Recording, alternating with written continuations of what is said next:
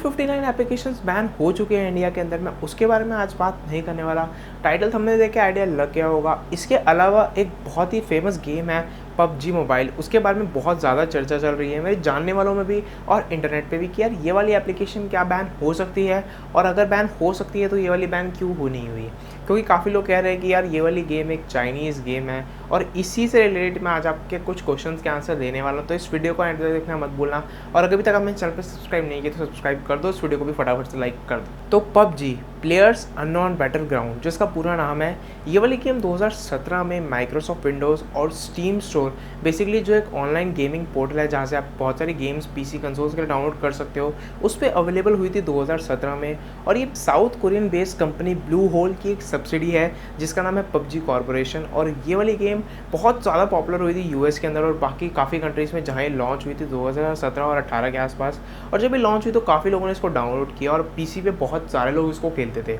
अब वहीं सोचा कंपनी ने कि यार अपना बिजनेस थोड़ा बढ़ाया जाए, तो उन्होंने चाइना मार्केट में भी इस गेम को लाने की सोची। बट चाइना का एक रूल है कि अगर आपको कोई भी कंपनी चाइना के अंदर खोलनी है या आप चाहते हो उसको खोलना, तो उसके आपको आईपी राइट्स, मतलब इंटेलेक्चुअल प्रॉपर्टी के राइट्स आपको चाइना गवर्नमेंट को देने पड़ेंगे। और इंटेलेक्चुअल प्रॉपर्टी का मतलब ये होता है कि उस कंपनी का जो भी यूनिक प्रोडक्ट होगा, चाहे वो कोई सॉफ्टवेयर हो, चाहे वो कोई एप्लीकेशन हो, उसकी कॉपी चाइना गवर्नमेंट या चाइना की कोई भी कंपनी बना सकती है और उस पर कोई भी रिस्ट्रिक्शंस नहीं लगेंगे।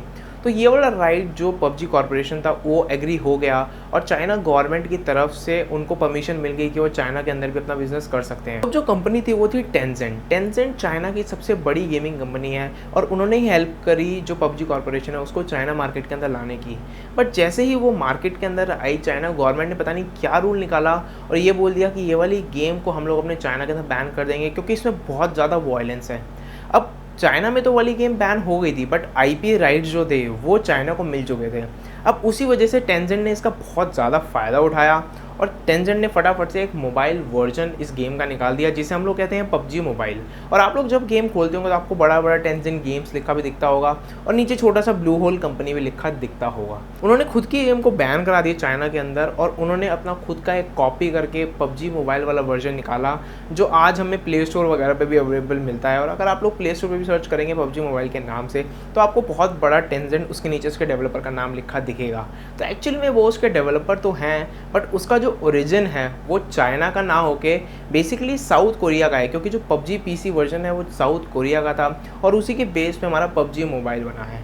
तो अगर मैं बात करूँ पबजी पीसी और जो कंसोल वर्जन्स हैं वो सारे नॉन चाइनीज़ गेम्स हैं, और वहीं जो हमारी पबजी मोबाइल है वो 50% चाइनीज़ है और 50% मैं कह सकता हूँ कि कोरियन है, क्योंकि उसका जो ओरिजिन है वो चाइना का नहीं था। और शायद यही बहुत बड़ी वजह थी इंडियन गवर्नमेंट की पबजी को बैन ना करने के पीछे। और शायद पबजी के अंदर कुछ ऐसी चीज़ें भी थी जिसके अंदर डेटा प्राइवेसी का इतना खतरा ना हो, क्योंकि जितनी भी एप्लीकेशंस बैन हुई है उसमें डेटा प्राइवेसी का खतरा बहुत ज़्यादा है। सबसे नंबर 1 पे थी टिकटॉक, उसके बाद शेयर्ड यूसी ब्राउज़र, ऐसे करते करते 59 एप्लीकेशंस जो हम में से काफ़ी लोग अपने फ़ोन में यूज़ करते थे। अब हम में से काफ़ी लोग ये बोलते हैं कि यार सब कुछ बैन कर दो, चाइना से कनेक्शन जितना भी है सब बैन कर दो। बट यार इतना आसान नहीं है चाइना से कोई भी कनेक्टेड चीज़ का बैन होना, क्योंकि एक नॉर्मल इंसान जिसने अपने खून मेहनत की मतलब कमाई से एक 10 या 12 हज़ार रुपये का फ़ोन खरीदा है, क्योंकि जो चाइना के प्रोडक्ट्स होते हैं वो सस्ते भी होते हैं और काफ़ी अच्छी मतलब चीप प्राइस के अंदर बहुत अच्छी अच्छी फीचर्स प्रोवाइड करते हैं। तो एक ऐसा फ़ोन वो नहीं फेंक सकते, या कोई टीवी वगैरह जो भी चीज़ें होती है वो नहीं फेंक सकते, क्योंकि उसका ऑल्टरनेटिव हमारे पास इतना सस्ता नहीं होगा। फिर हमें 20-25 हज़ार या बहुत ज़्यादा कॉस्ट पे करनी पड़ेगी उस चीज़ की, और वो हर कोई बेयर नहीं कर सकता इंडिया के अंदर। तो इसी वजह से चाइना को अगर हमें कम्प्लीटली इंडिया से हटाना है तो उसको में बहुत ज़्यादा टाइम लग जाएगा। शायद 6 महीने, 1 साल, 2 साल, 5 साल भी लग सकते हैं, उसकी कोई गारंटी नहीं है। बट ये वाला जो स्टेप लिया है हमारी इंडियन गवर्नमेंट ने 55 एप्लीकेशंस को बैन करने का, ये बहुत ही ज़्यादा अच्छा है। और अब शायद धीरे धीरे और भी चीज़ों पे वर्क हो, क्योंकि जो इंडिया चाइना के बीच में भी डिस्टर्बेंस चल रही है उसके पीछे ये वाला स्टेप लेना, आई थिंक डेटा प्राइवेसी को बचाना बहुत ज़्यादा ज़रूरी था। अदरवाइज़ हम लोगों के लिए खतरा बहुत ज़्यादा बढ़ जाता, और क्या पता अब तक कितना ही डेटा लीक हो चुका। और ऐसी बहुत सारी चीज़ें हैं जहाँ से डेटा लीक हो रहा है, बट गवर्नमेंट उसके ऊपर वर्क कर रही है। और देखते हैं क्या पता फ्यूचर में पबजी की तरफ से ही कोई बुरी खबर हमें देखने को मिल जाए। आई डोंट नो, क्योंकि उसका कनेक्शन थोड़ा बहुत चाइना से तो है और थोड़ा बहुत कोरिया से है, तो शायद इसकी वजह से उसको अभी एडवांटेज मिल गया, बट फ्यूचर में कुछ नहीं पता, अगर ज़्यादा बुरे हालात हुए तो शायद वो भी बैन हो सकता है।